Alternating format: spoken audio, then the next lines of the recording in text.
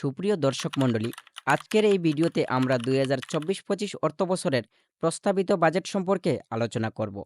আগামী ২০২৪-২৫ অর্থবছরের প্রস্তাবিত বাজেট পেশ করেছেন অর্থমন্ত্রী আবুল হাসান মাহমুদ আলী। ৬ জুন বৃহস্পতিবার দুপুরে জাতীয় সংসদ অধিবেশনে তিনি এই বাজেটটি পেশ করেন।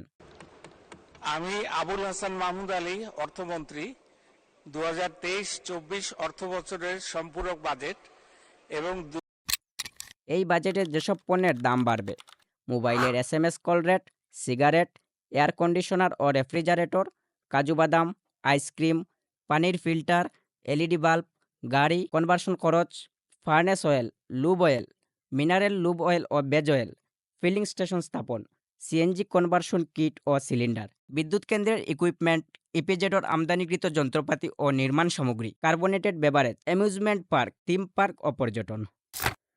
যেসব পণ্যের দাম কমবে: চাল, ভোজ্য তেল, চিনি, গুঁড়ো দুধ, চকলেট, ল্যাপটপ, মোটরসাইকেল, ডেঙ্গুর চিকিৎসা সামগ্রী, আমদানিকৃত কিডনি ডায়ালাইসিস ফিল্টার ও সার্কিট, ক্যান্সার চিকিৎসা সরঞ্জাম, carpet, switch socket, electric motor, লোহা জাতীয় পণ্য যেমন রড, বার ও অ্যাঙ্গেল, উড়োজাহাজের যন্ত্রাংশ ও মিথানল। উল্লেখ্য, এবার বাজেটের আকার ৭,৯৭,০০০ কোটি টাকা। ২০২৩-২৪ অর্থবছরের চেয়ে এবার বাজেটের আকার বাড়ছে ৪.৬%। এটি দেশের ৫৩তম আওয়ামী লীগ নেতৃত্বাধীন সরকারের ২৫তম ও অর্থমন্ত্রী আবুল হাসান মাহমুদ আলীর প্রথম বাজেট। বাজেটে রাজস্ব আয়ের লক্ষ্যমাত্রা থাকছে ৫,৪১,০০০ কোটি টাকা। বাকি ২,৫৬,০০০ কোটি টাকা ঋণ নেওয়ার লক্ষ্যমাত্রা থাকবে। ২,৬৫,০০০ কোটি টাকার বার্ষিক উন্নয়ন কর্মসূচি ইতিমধ্যে অনুমোদন দেওয়া হয়েছে। চলতি অর্থবছরের অর্থনৈতিক প্রবৃদ্ধির লক্ষ্যমাত্রা ৭% বেশি নির্ধারণ করা হয়েছিল এবং আগামী অর্থবছরের লক্ষ্যমাত্রা ৬.৭৫% হতে পারে। প্রস্তাবিত বাজেটে